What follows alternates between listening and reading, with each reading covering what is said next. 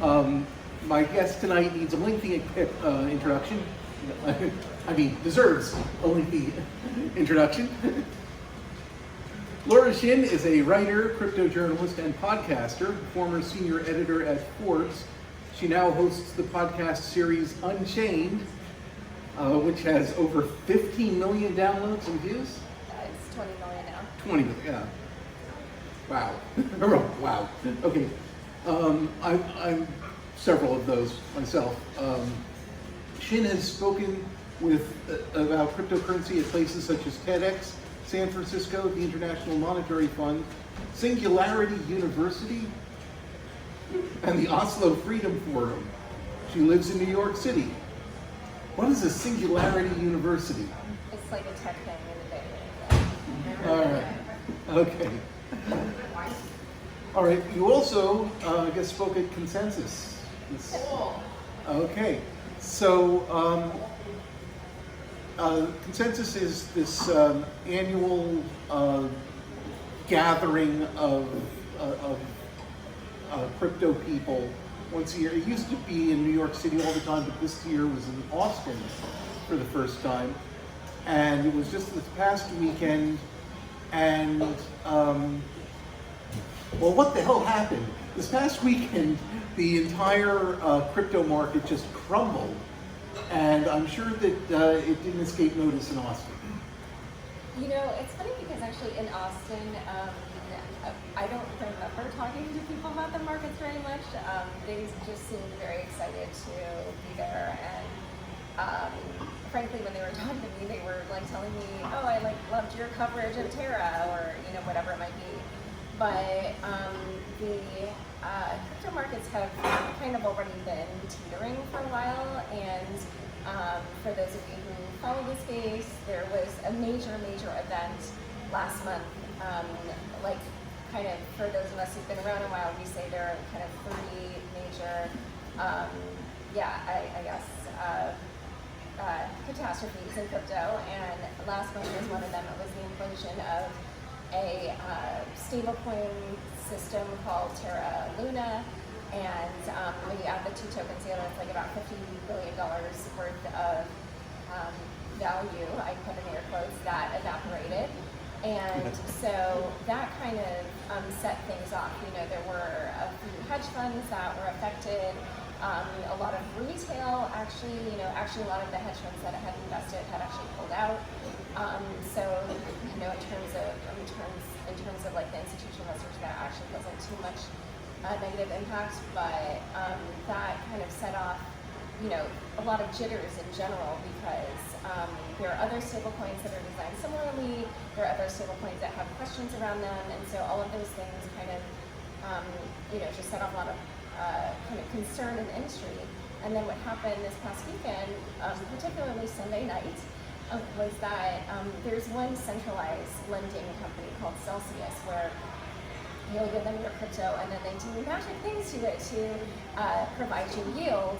And they have put a lot of that money into illiquid assets that are locked up for like a year or whatever. And so on Sunday night, they tweeted that they were pausing customer withdrawals. And I forget the language that they used, but they were saying things like it might take a while for them to open them up again. And so, of course, they the number I saw floating around was that they managed $12 billion in customer assets. I'm not sure now, given the plummeting prices, what the dollar amount is, but granted, it's just a lot of crypto that they held for people. And there have been other kind of knock-on effects. As I mentioned before, there is another stablecoin designed similarly to Terra that has lost its peg. I think I last heard it was trading around 90 cents. A bunch of crypto companies have announced layoffs. This morning, Coinbase, which is probably the best known one, it's the only major exchange in the US that is publicly listed. They announced that they were laying off 18% of their workforce, and in fact already had, because they had cut off access to everybody and they were going to inform them by their personal emails. And there already have been other exchanges that had announced layoffs and other crypto companies.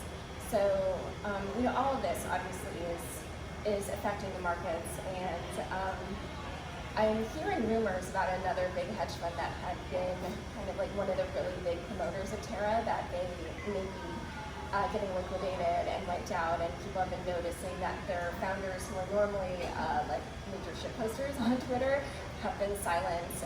So there's just a lot happening, and yeah, that's why there's been a lot of drama, but a lot of fun if you're a journalist covering the space the last couple days. It just sort of felt yesterday when I woke up, it was like, oh my God, there is so much news today. You know, it's just like, it was kind of insane. Yeah, So, I kind of got the feeling that Celsius was about to tank, because I just thought that staking was just, which is basically the magic things that that these projects do to offer yield, to actually offer like a percentage yield, like as if you're loaning them money. There are a bunch of companies like that, or a bunch of projects like that, and it made perfect sense when they could give you like 6-7% interest when Fed funds rate is between 0.25%. But now that just getting a 10-year T-note is going to yield you over 3%. And, you know, these guys are just going to have to keep ratcheting it up, and there's just a limit to how far they can go. yeah, and actually, before we keep going, I just want Yeah. to find out, like, how many of you kind of are familiar with crypto? So if you're familiar, please raise your hand. Industry. Okay. Oh, so who is not familiar? It feels like almost nobody is not familiar. Oh, they're lying. Oh, just Yeah, no. but you're in the minority.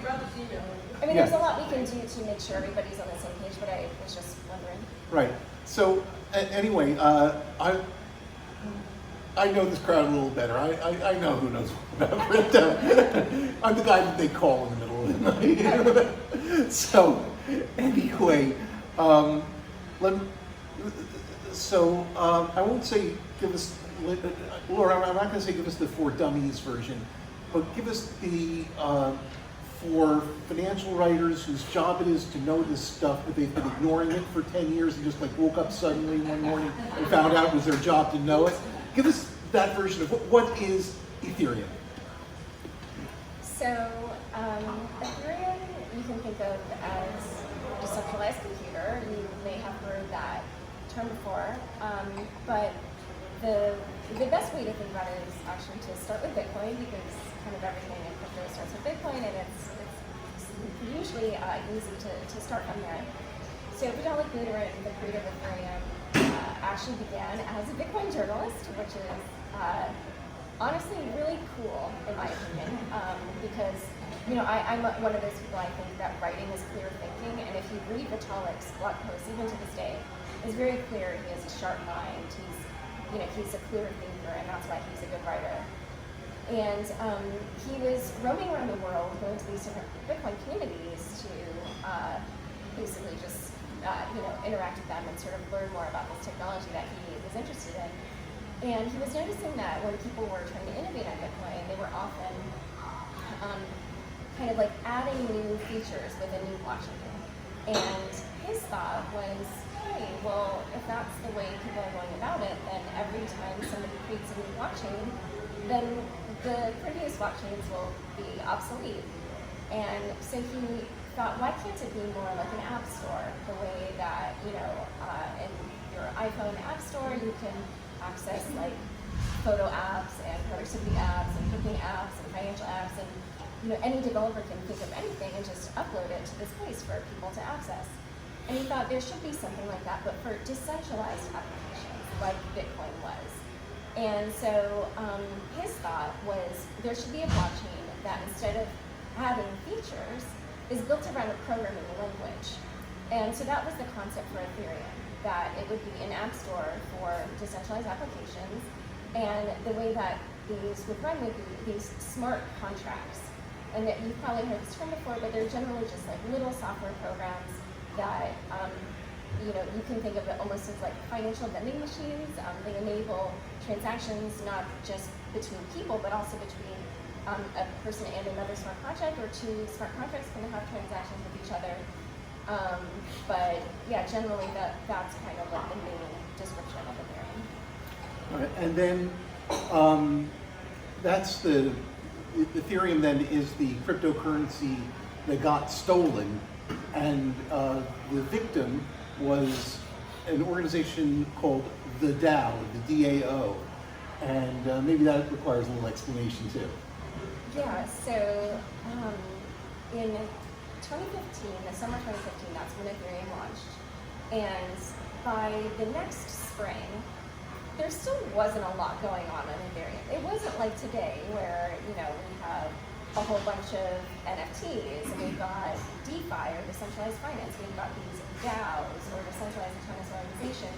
It's pretty or the initial coin offerings that kind of were the big craze 5 years ago.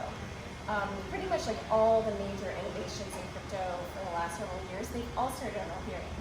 But in 2016, it was this new blockchain. People were like, what can we do with it? And the DAO was this idea that this one group had. They were a company named Slonkit, and they wanted to build what they called a universal sharing economy. And it revolved around this device called the Slock, which was this smart lock that would unlock with an Ethereum transaction. So for instance, you could put it on your Airbnb, or you could put it on maybe like a bike that you were renting out or whatever, and people could unlock it by sending you some Ether.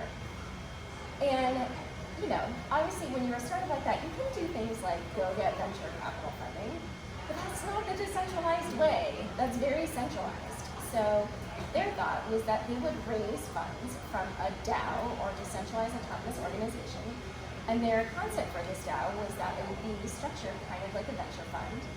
And essentially, for the fundraising period, you would send in Ether, and then, or Bitcoin actually, or frankly actually, because it became so popular, you could even send in fiat money. And then you would get back DAO tokens, and you would use those DAO tokens to vote on proposals that came before the DAO.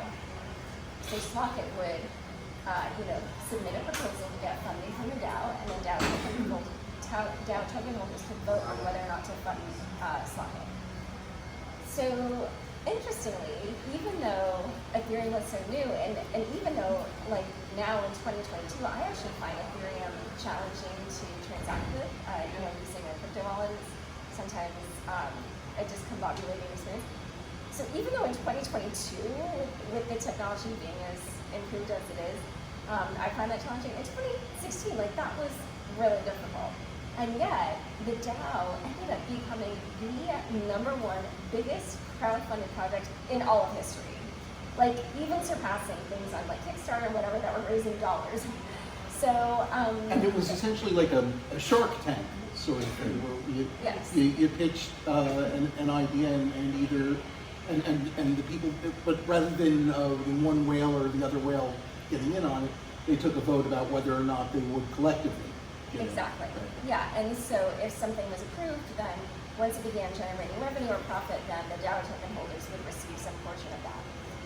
So it raised $140 million, and then and that, by the way, was about 15% of all Ether. And within a few short weeks, it gets hacked, and 31% of the Ether in the DAO gets taken by this hacker, who then now has 5% of all ETH in existence. So as you can imagine, this causes this existential crisis in Ethereum, because the DAO is kind of like the only thing really happening on Ethereum. So to have like this kind of major event, and to have this malicious actor have such a huge percentage of all Ether, it was a major crisis.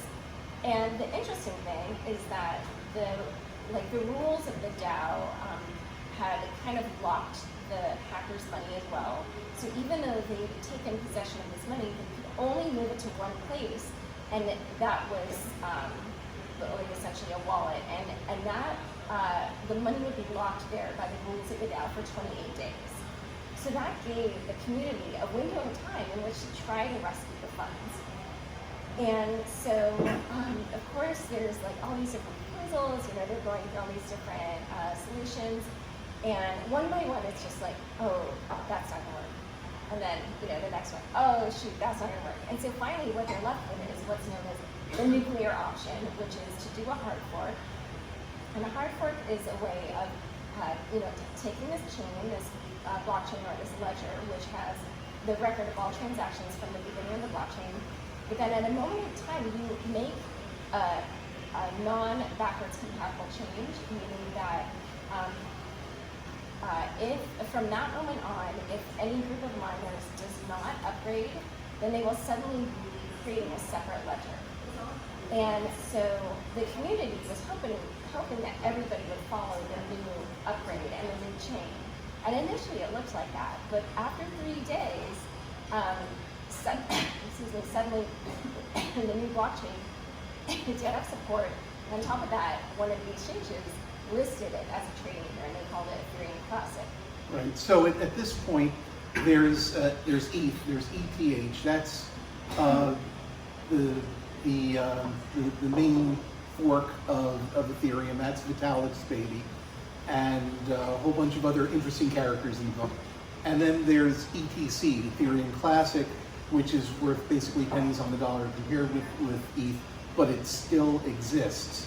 And I think one of the problems with the hard fork as a concept was that this was something that there were a lot of people involved. This job was to prevent hard forks because that was contrary to the ethos.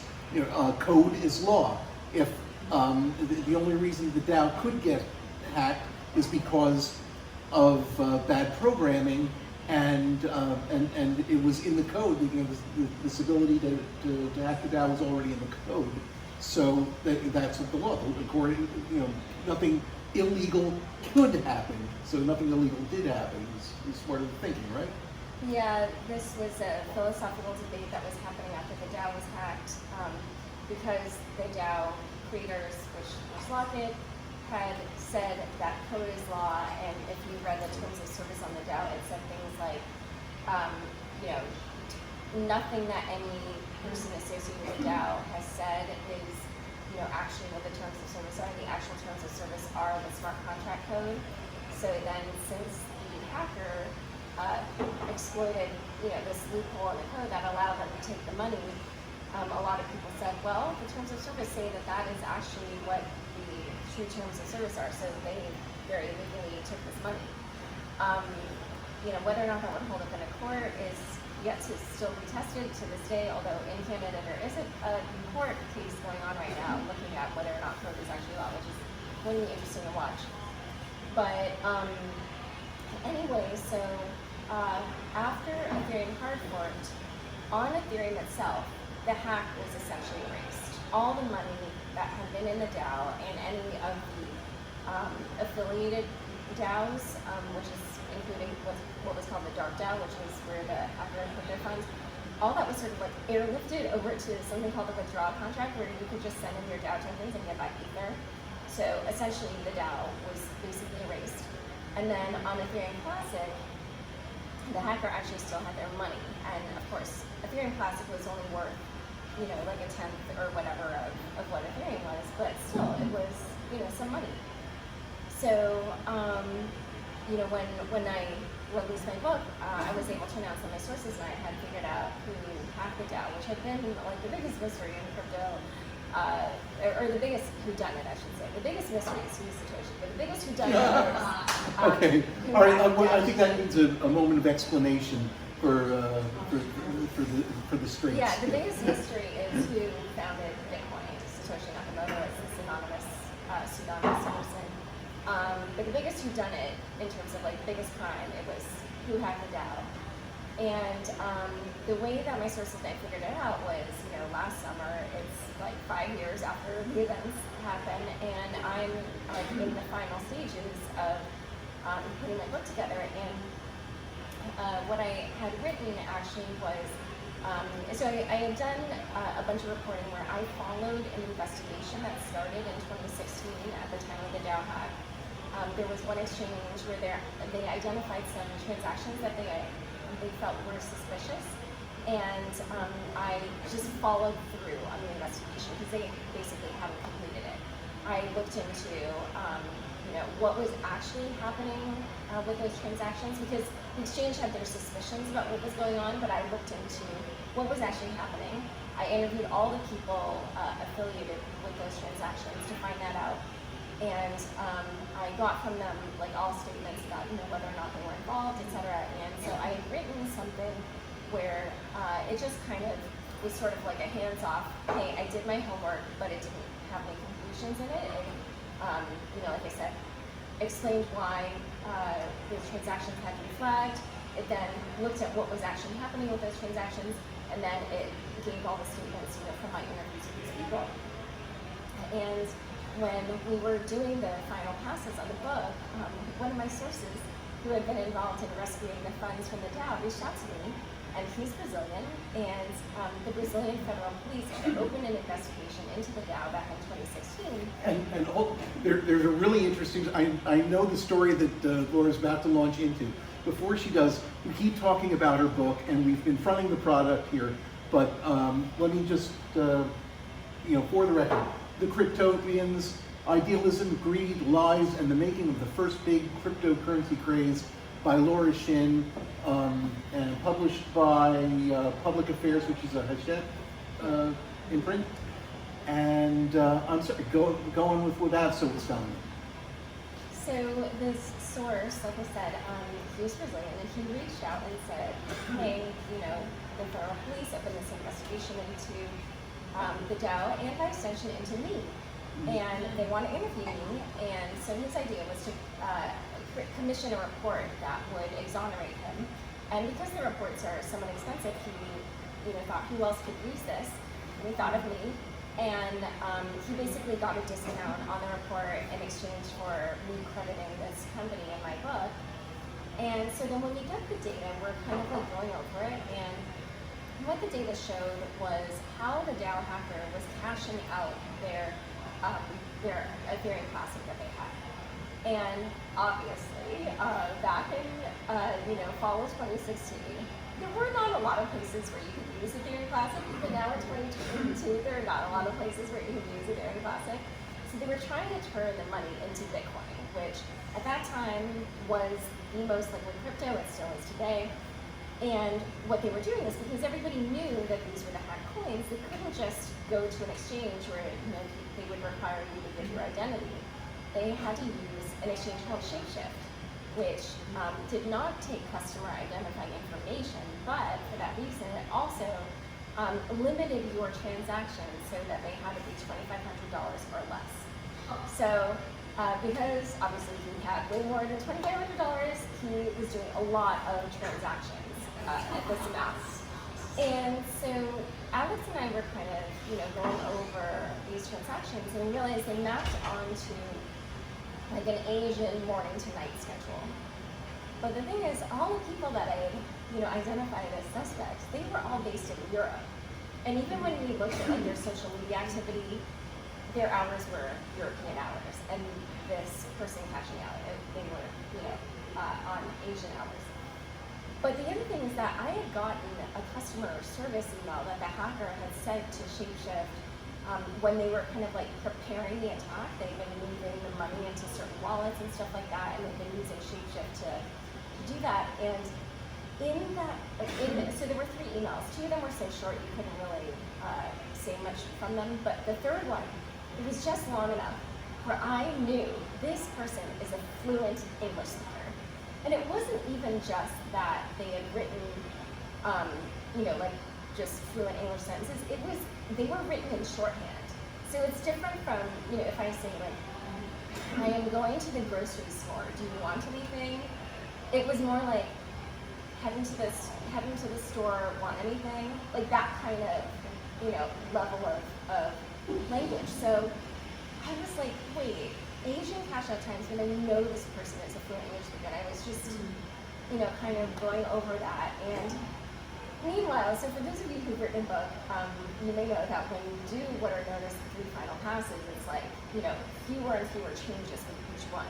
So because I was about to turn in the second final pass changes, like, this is the point where I'm supposed to be making like, maybe at the very most, like 100 changes, and they're like minor.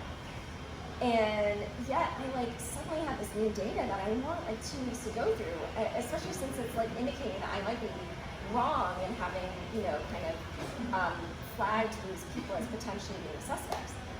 So of course I asked my publisher, and they're like, no, you cannot have more time, like, because we'd already delayed the publication date and all this stuff. But what I did do was, so I turned in what I had, but I did send the report that I got from the first company, coin firm, to a second company called Chainalysis, which has been helping me with a lot more stuff. And I would also just interject here for we've got journalists in the audience. Chainalysis, if you're new to the crypto beat and you're writing and you're looking for some real heavy empirical data to help your story along, Chainalysis is just a great resource. I'm sorry. Thank you. Should be a writer. And they put out reports that are really quite accessible. And I'm sorry. Go on. Yeah, they're a great blockchain forensics company. So I sent this and didn't hear back, and I am like hounding them. I'm sending them all these emails, and I'm just like, these people hate me. They never want to talk to me again. They already gave me so much help for the book, and like now I'm harassing them about this other thing. And of course I've been like getting years worth of help from them at this point, right? And thankfully, finally, they did thank me.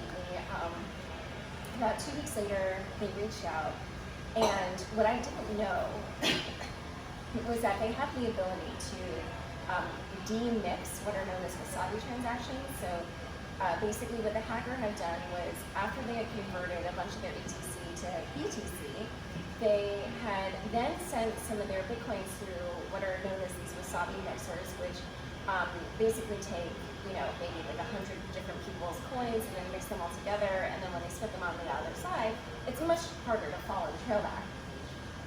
But Chainalysis had the ability to demix the transactions. So the hacker had actually used the Wasabi wallet 4 times and must have felt very comfortable on the other side, because after that they deposited their Bitcoins at 4 different exchanges, and we were, I was able to find out with the source what happened to the coins on one of the exchanges, and the coins were converted to a privacy coin called Grin, and then they were withdrawn to a Grin node that had a human readable address, which was Grin. All right. Well, I'm just to translate something that you said to make sure everyone understands. A privacy coin is a particular type of cryptocurrency. It's all about anonymity, so that the 2 parties to the transaction have absolutely no idea who each other is. They just know that each other has got enough money to cover the transaction. And this is an important thing to understand about crypto, and it's also misunderstood, is that with using Ethereum Classic and Bitcoin, Laura was still able to find out who did this DAO hack, and the FBI certainly had no problem bringing down Silk Road, which was all running on Bitcoin at the time. So most cryptocurrencies are not nearly as private and secret as you think they are, which is why there are privacy coins like Grin. I'm sorry, go on. Yeah. Well, I mean, one correction, just, obviously when Bitcoin people transact, they may not know each other either, but at least there's the public ledger where you can see all the transactions. But with privacy coins, yeah, you may not see. It depends on how the ledger is structured. Like for Monero, they wouldn't have this public ledger with all the transactions, but for ones like Zcash, you kind of like decide when you want to make a transaction private. So like parts of the ledger are filled in, and then when you decide to make something private, then supposedly you can't. So don't use Zcash. It's all very public. Well, I would say if you don't do it well, people might still figure out what you're doing with the money. I think I never see Zcash on reviews. It's crazy. It's like I'm up in the space all the time. I'm like, I literally have never seen a transaction with Zcash. I'm like dying to see. Yeah, it is funny that you mentioned that. I never see it. Yeah, because even in my book, Monero does show up in addition to Grin. Yeah. And Cardano, which we'll talk about in a bit. Cardano. But this is That's Laura's right. book. She's telling us about Grin. Okay. So anyway, this person had converted to Grin and withdrawn to a human readable address on Grin, which is kind of weird for a privacy point, but it was grin.toby.ai. And for those of you who follow the story, you will know that Toby AI is the alias that the person I believe was a hacker used everywhere online, on Reddit, on Twitter, on Medium, on GitHub. I mean, you name it. Drop the name.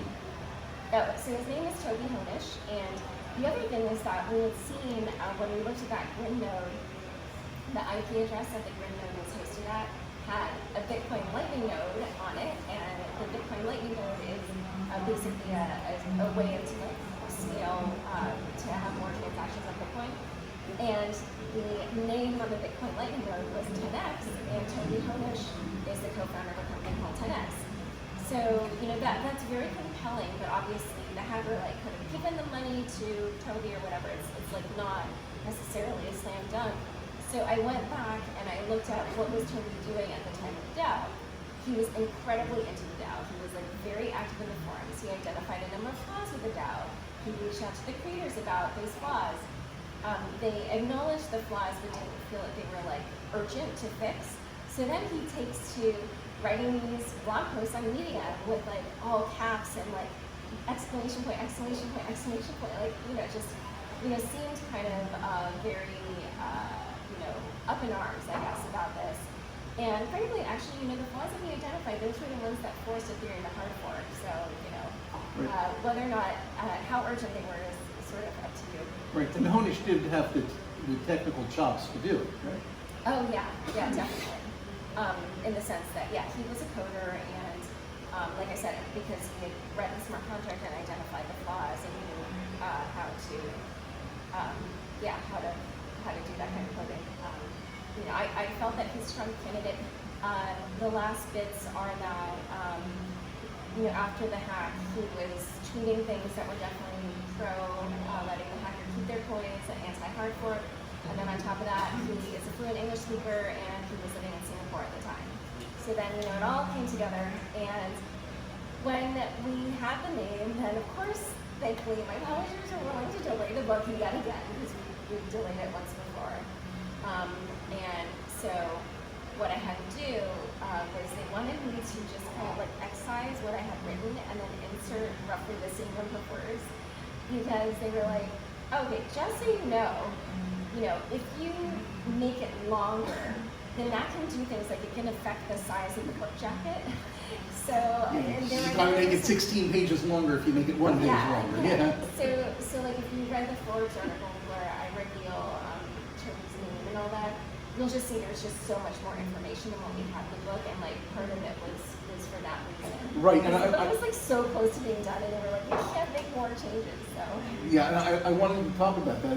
Is that Hornish's name comes up in the Forbes article that you wrote, but not in the 380-page book that you wrote. But in the 2,000-word Forbes article, it's there. So how did that? Was there more of an appetite for risk at Forbes than at Shin, or what happened? yeah, so I mean, if you think about, like I said, this is the biggest whodunit in crypto, right? And to know that you have this bombshell, and yet you're gonna finalize all that in a book that's not gonna be released for another 4 months. It's a little bit dicey. And on top of that, the publisher, I think, just felt that they weren't well equipped to deal with that kind of news in the same way that a news outlet would. So they felt it would be best if they actually released the news in a real news outlet that is used to getting the word out about that kind of thing. So then I pitched it to a number of publications, and it's funny because it's very awkward and weird to pitch something where you can't tell them what. Because I didn't want to give away the name, because then what if they stole it or whatever. But a lot of places were just oh, what if it's when news tried to pinpoint Dorian Nakamoto as Satoshi Nakamoto, which is seen as a big failure on their part. But it was just awkward because I was like, well, I know how good my evidence is, but then, you know, unless they were willing to say yes, like I wasn't going to reveal it. So it's just like a weird kind of pitching process. But in the end, I'm actually really glad that I ended up with my old editors at Forbes because, frankly, just because I love them and we just had so much fun working on it, you know, like I don't know, they understand crypto blockchain. That was the other thing. There was one outlet where like I actually withdrew it and was really glad that we didn't go with them because it's very clear that the editor was like way in over their head when it came to crypto, like just did not really have the right background. But my editors at Forbes, they definitely understand crypto and blockchain stuff. So in the end it was really good. You know, I mean, you know, part of the reason we pitched these other outlets is because it would have been nice for me to just get a new kind of byline with like what was the biggest scoop of my life. But in the end, I'm glad that I ended up back at Forbes. Yeah, I just love numbers and we had a lot of fun with it. And we did a lot of cool things. They made like a great video and they made it the cover story of that day. And I think, What was the timing of when Forbes started hanging out? oh, the same day, publication day. And that's why I was telling some people before we began that my agent had told me before publication that it's very hard to break into the top 1,000 on the Amazon ranking, but I hit like 3-something, I forgot, like 300 something. And definitely I'm sure the fact that like I broke this huge news that day did not hurt at all, you know. So it was definitely good for book sales. But yeah, there's a number of reasons why the name wasn't in the book, but that's kind of like the general. All right, so Laura, who was Satoshi? I wish I knew. Okay, so perhaps the best thing to do now would be, would you like to read a little from the book? I don't know if you brought copies for sale, but if there's a No, I passage didn't. you'd like to read? Sure. Okay, well, use mine then. Okay. I guess, should I just read the beginning maybe? It's your book. Okay. And you know, it's funny because I've only done one other reading. But let's see. Right. I guess yeah, I'll just read the beginning. Okay. Because you kind of get to know Vitalik through this. Vitalik Buterin was like a seed that had been blown far out of its habitat and struggled to take root in its new environment, but was about to find the right soil in which to grow tall and flourish. Commonly described as alien by all manner of people, both strangers online and close collaborators, by those who meant it affectionately as well as those who didn't, Vitalik exuded an awkwardness that practically manifested physically. His father was tall and muscular, with a round face and a soft smile. His mother was blue-eyed and petite, with curly red hair and full cheeks. But with Vitalik, it seemed as though, before birth, his whole body had passed through a funhouse mirror. His build was tall and slight, his gait gawky and stretchy. His nose was pointy, his ears craned forward to hear, and his chin jutted into the future. His deep-set blue eyes were burrowed in so far, they didn't seem to be windows to the soul, so much as the soul itself peering out, and the top of his head stretched up and out, as if to make a statement about the intellect housed within. It was the fall of 2013, and he had been ruminating on an idea he was calling cryptocurrency 2.0. In February 2011, when he was 17, his father had told him about Bitcoin, a new currency not controlled by the government or banks. Vitalik had at first ignored it, thinking it was a weird digital token with no intrinsic value that was trading at roughly 80 cents.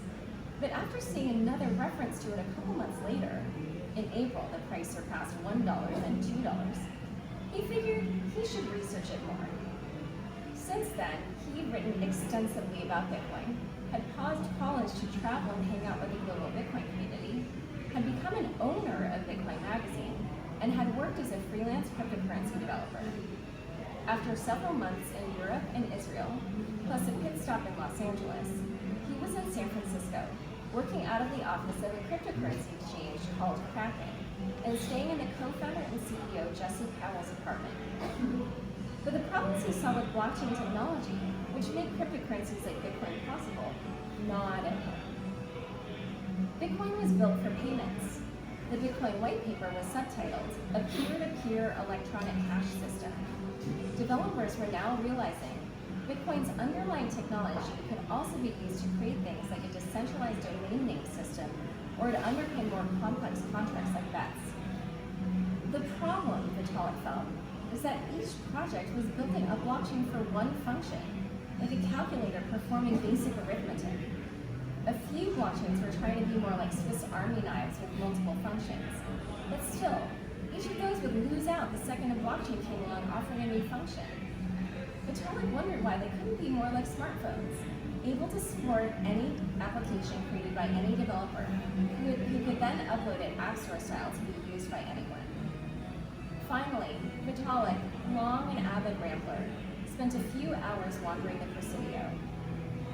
In the hilly, wooded former Army base, an expansive green with incredible views of the Golden Gate Bridge, he worked at how to create one blockchain on which people could perform all these functions, forming a decentralized computer that could support many kinds of applications.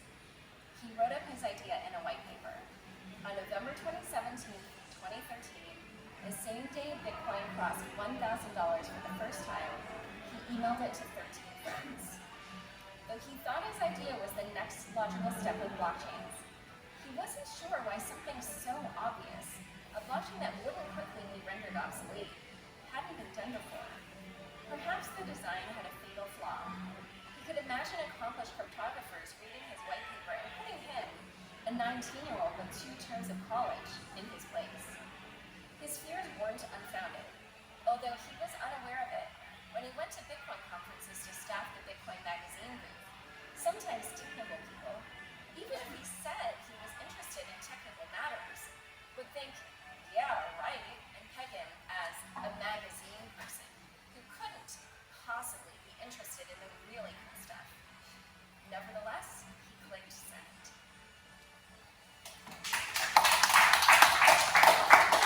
Thank you, Lori. Let's open it up for questions. Don't embarrass me, people. Oh, I'm Sheila. Okay. So,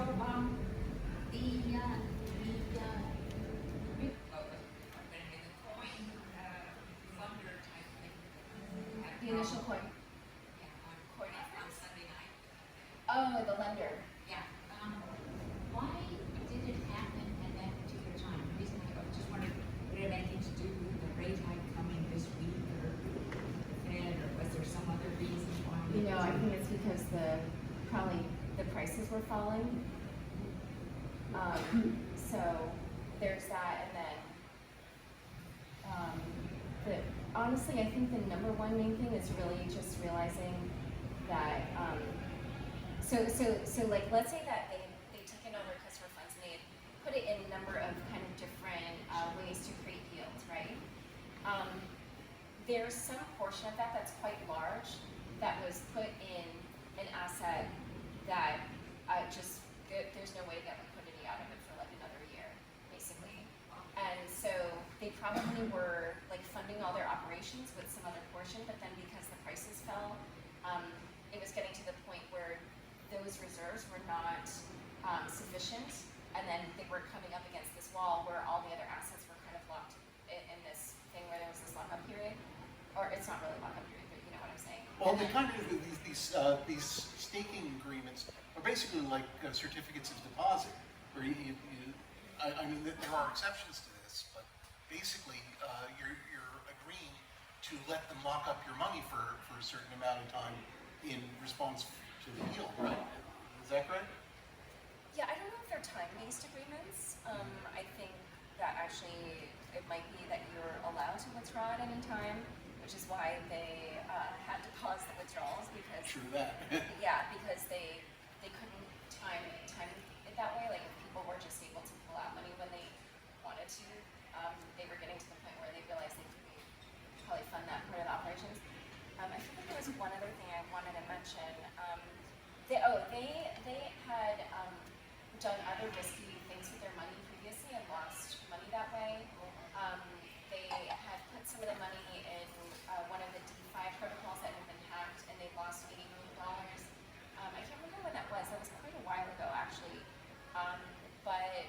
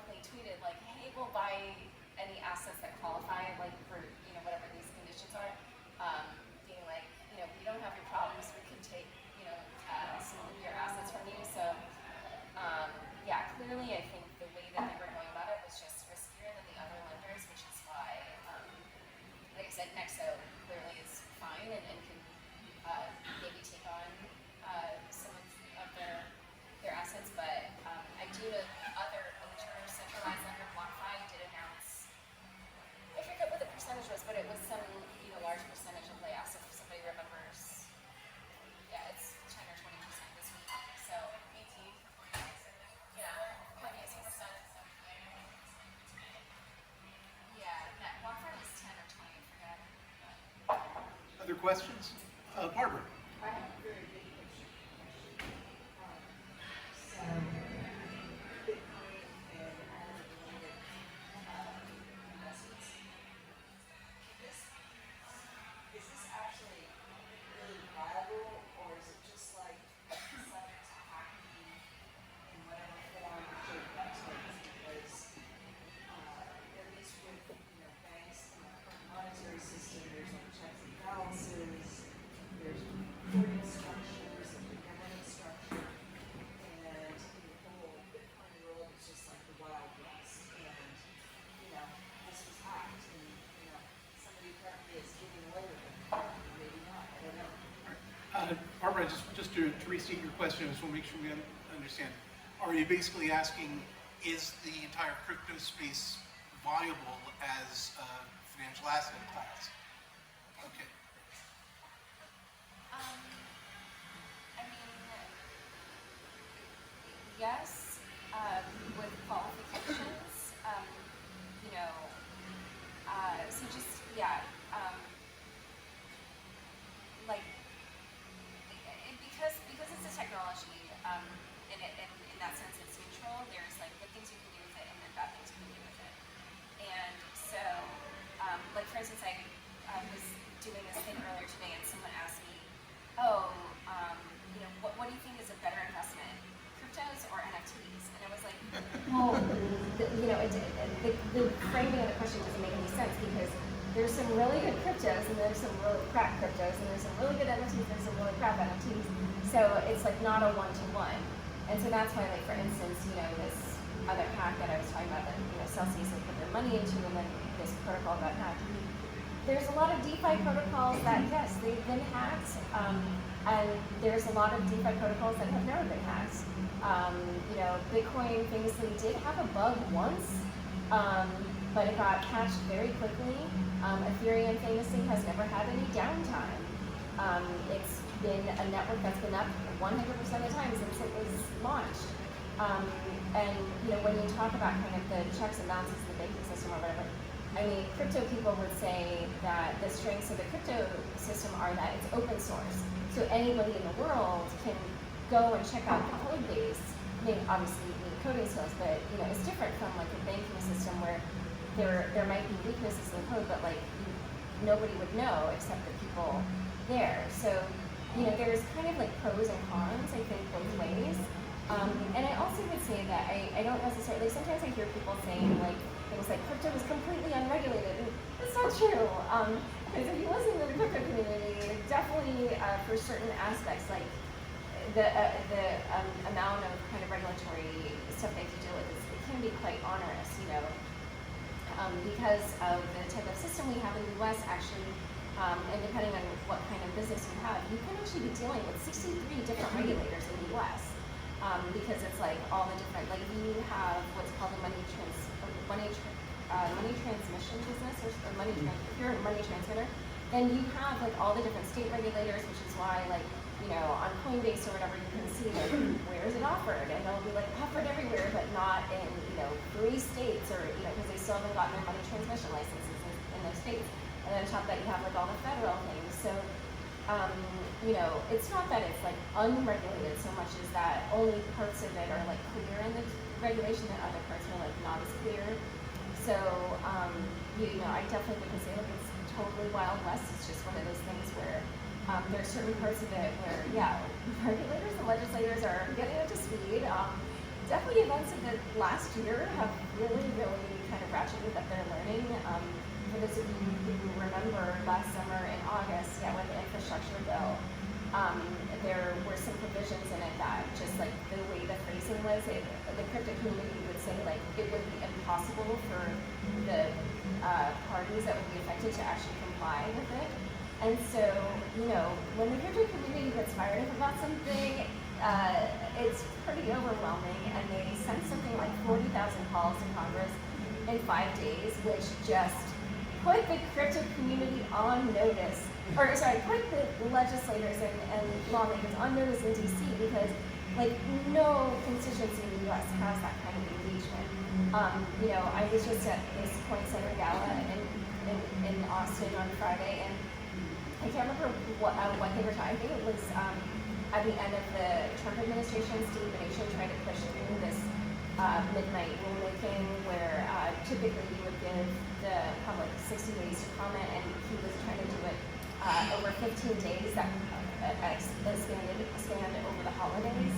And so, like, they sent something like roughly in the ballpark of 8,000 letters, which was more than half of all the letters ever received by that agency over its entire history or something like that. So, like, over the recent period, I would say that lawmakers have really suddenly realized, like, oh, the crypto community is very engaged, and frankly, also they have money. So, I wrote this article in like February or something where I was trying to try to find all the different members people this election cycle that are kind of pro crypto. And what's funny is, like, even though the perception is that it's like mostly Republicans that are super into crypto, of the 9 people that I could find, 7 of them are Democrats. So, sorry, I don't remember your exact question. I feel like I went off on a tangent, but the Right. point No, is- you did, but I think it's an interesting tangent. If I can bring it to another point, actually. A lot's been made of the price of Bitcoin now being only about, it seems to have dropped about 60% roughly since November. And, Yeah, I'm not yeah, sure. but It's at like 22 billion. yeah, so, but, basically along that order of magnitude, it was in the high 60s and it's fallen Yeah, I to think about maybe 30, more. yeah. But, I feel like 22 and 19. Yeah. yeah, Oh, yeah. all right. But this isn't unusual, is it, in the history of, I mean, is anyone saying, oh, it's going to zero this time for sure? No, I don't think anybody would say that, but yeah, it's not unusual actually for this kind of, I'll get to you in 1 second. Yeah, it's not unusual to have this kind of drawdown. Typically, the cycle is that after every Bitcoin halving, like roughly 18 months later, you see kind of like a frothy period, and then when one of these crypto winters set in, the initial drop seems like really precipitous to people, but then I just did a show on the bear market. You guys should listen. It's a really good episode with Chris Bernanke and this guy Jordan Fish, aka Kobe. And Her podcast, you can get it wherever you get your podcast. It's called Unchained. I'm sorry. yeah, and Chris was saying that in the last cycle, Ethereum I think dropped 90% from its all-time high, and he was saying like, look, if you drop like 60%, then if you're going to go to 80%, then you have to drop another. What is that? I think it's another 50% roughly. I can't even math it. Yeah, another right. And then if you're going to go to 90%, then that's another 50% from that price, right? So this is probably going to happen. And were you going to add a comment, or were you going to ask a question? No, I was gonna ask a question. Oh, okay, go ahead. It's sort of different. If you want to finish that. Oh, yeah, no, I was just saying, like, the prices can definitely go like a lot further down from where they are now, even though now they've dropped quite a bit from the highs last month. All right, take it easy. I wanted to get your take on, what you think the viability of stablecoins is, and specifically, knowing what happened with Terra and sort of like Google questioning some of the others, stablecoins, like, do you see that as an important part of crypto that has like a future, or is it more of this kind of like gambling and risky sort of,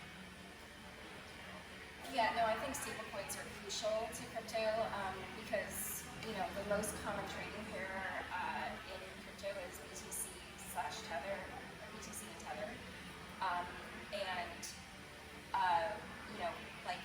It's fascinating actually, because of the existence of stablecoins, that's kind of like furthered the primacy of the US dollar. Because like even when I'm interviewing sources that like live in Asia or Europe or whatever, and they're, quoting to me like, oh, like, at that time the price was blah blah blah, they always quote it to me in dollars, like no matter where in the world they live. And it's fascinating, it's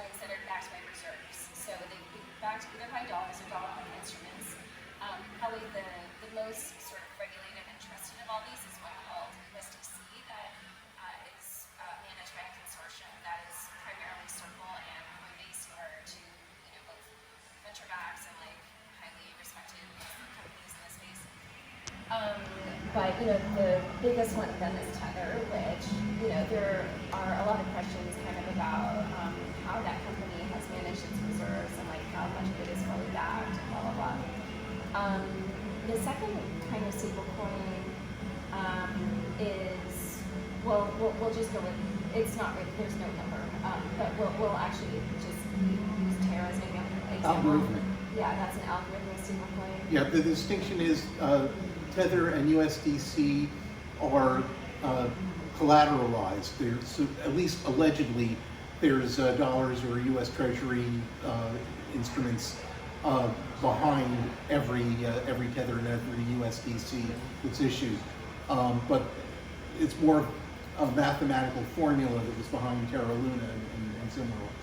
Yeah, so with Terra Luna, it was like this two-coin system where the way they were going to manage the peg on Terra, so Terra USD was the stablecoin, and then Luna had a free floating price. So frankly, Luna's probably a security. But anyway, the way that it worked was that if you wanted to mint Terra, you would, I think it was like you would burn, so since it had a floating price, you would just, let's say you wanted $1 Terra, you would burn $1 Luna and then it would produce Terra. And so if you're burning Luna, right, because you want more Terra, then that reduces the supply of Luna, which causes the price to go up. However, the reverse also happens. So when you kind of want to redeem, you're minting Luna, and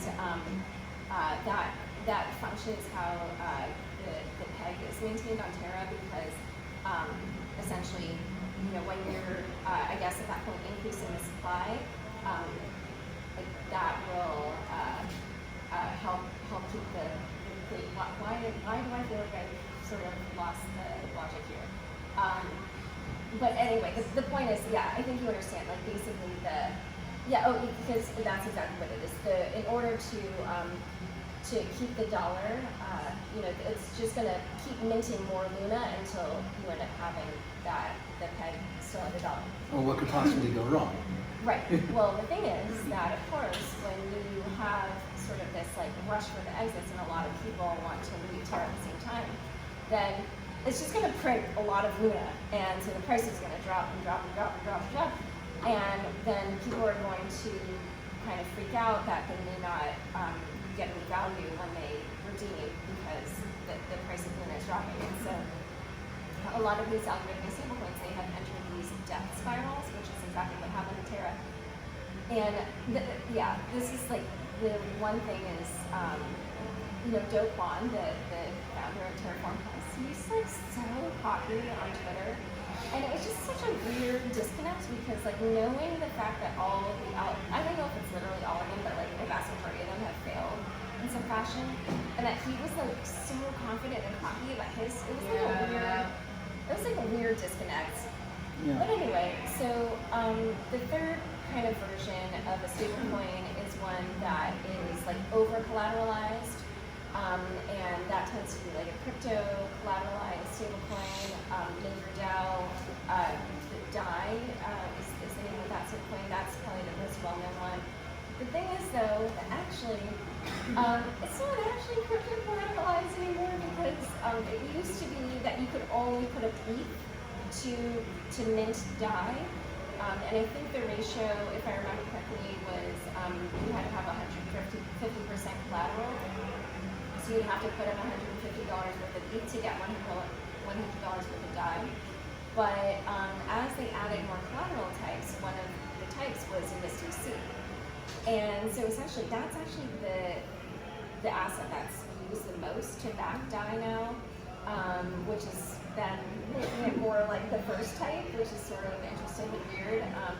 But anyway, so those are kind of the three major types, and if you follow the big legislation that was proposed last week by Senators Cynthia Lummis and Kirsten Gillibrand, then you would know that actually the way that they talk about stablecoins, they really only address the first kind, which is the reserve-backed one, and they say that you know, that would be how the stablecoin should be, where they're backed by reserves. It doesn't really say whether they're like banning the other two kinds or what. It's kind of unclear. Yeah, I think there's a lot of confusion in the mind of most people who aren't involved as deeply as we are in crypto about the difference between algorithmic and oversubscribed and regular subscribed. But anyway, we have run out of beer and chicken tenders, so we got to wrap it up. But before we do, I think Olivia had one last question. Yeah, I just wanted to circle it back to the book. You talked about, the investigative process you went through, the journey to find the identity of our hacker. And when you did discover who he was, what was your approach to him like? How did Toby react when you called him or emailed him? And what's he doing now? What's happening? Yeah. I'm so glad you asked this because, of course, I need to say that he told me, he said, your statement and conclusion is factually inaccurate. And then he offered to send me more details if I wanted them. And I immediately wrote back and I said, yes, please send me more details. No response. I gave him a deadline very clearly, like 5 different times, like down to the time zone. No response. When we did the Forbes article, again, sent him more fact-checking, like everything that was going to be about him in the book. No response. But actually, just to go back to the very beginning, initially when I, was thinking, okay, I'm going to reveal this person, I wanted to just get an interview, but he, no response to the request for an interview. So then I finally put all the fact-checking in a Google document. And the funny thing is, I sent it at 2 a.m. New York time, which is like, I think, the afternoon in Singapore. And so then I was in the Google document and I saw him open it. And I was like, oh shit. And I was like, oh my God, he's like reading it right now. And I was like, okay, well, the good thing is he knows what I'm going to say. He can't say he didn't know.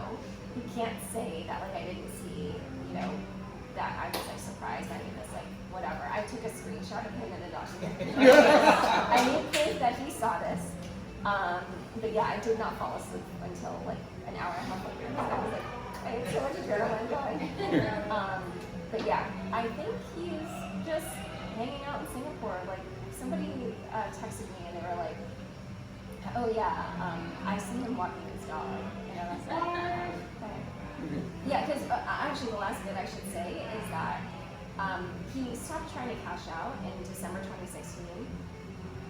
But 10X had its $80 million ICO in June 2017, and he and his co-founder had a falling out, and I think the falling out, if I remember correctly, happened in 2019, and when he left, the co-founder's name is Julian, when he left, he remembers that they had $80 million in their bank account, but then within the year after, 10X completely closed. And so Julian started making these videos and blog posting like, what happened to the $80 million? Like, I, saw that money. I know we had that money. How could they have closed 10 months later? So, he's kind of like now found some other DeFi thing, but it's like a stablecoin thing that does Euro stablecoins, and it's very small. It has like $20 million of what they call total value locked in it, or at least it did in February. But apparently you haven't heard from his lawyers or his spin people, huh? No. Okay, so that tells you everything you need to know. All right, so again, thank you, Laura Shin. She's the author of The Cryptopians, Idealism, Greed, Lies, and the Making of the First Big Cryptocurrency Craze. All this stuff that we're focused on is just the last 5 pages of the book. It's worth getting to them because there are just so many, and we didn't have time to talk about them, all these amazing, larger-than-life characters, none of whom are particularly sympathetic, to be honest.